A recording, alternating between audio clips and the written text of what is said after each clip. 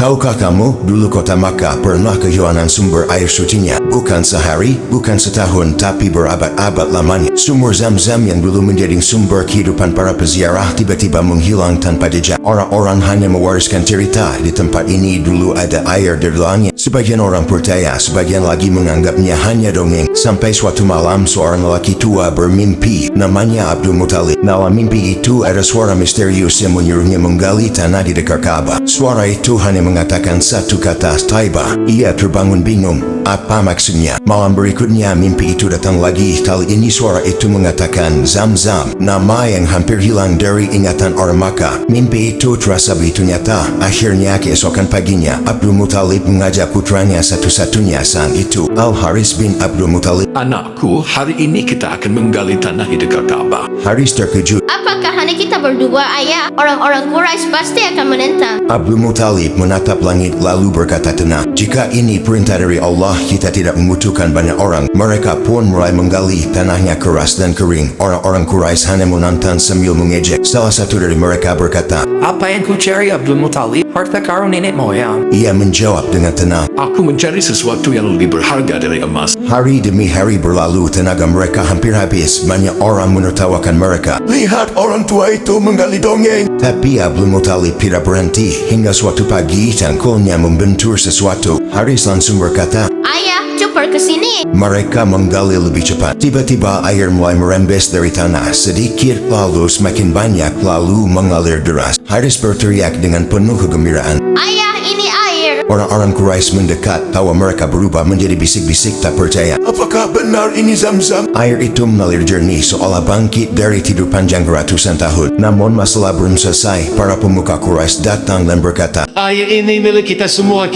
keturunan Nabi Ismail. Abdul Muthalib berdiri tegak dan berkata, Aku yang diperintahkan untuk menggali. perdebatan pun hampir berubah menjadi konflik besar. Akhirnya mereka sepakat mencari penengah. Dalam sebagian riwayat sirah saat perjalanan menuju penentu keputusan, rombongan Quraisy kehausan di tengah perjalanan. Hampir saja mereka mati kehausan. Saat itulah tiba-tiba air muncul dari bawah kaki unta Abdul Muthalib. Salah satu dari mereka berkata, Ini tanda bahwa Allah bersamanya. akhirnya mereka kembali ke Makkah dan mengakui hak Abdul Muthalib atas sumur Zam-Zam. Sejak saat itu sumur Zam-Zam kembali menjadi sumber kehidupan bagi para peziarah hingga hari ini.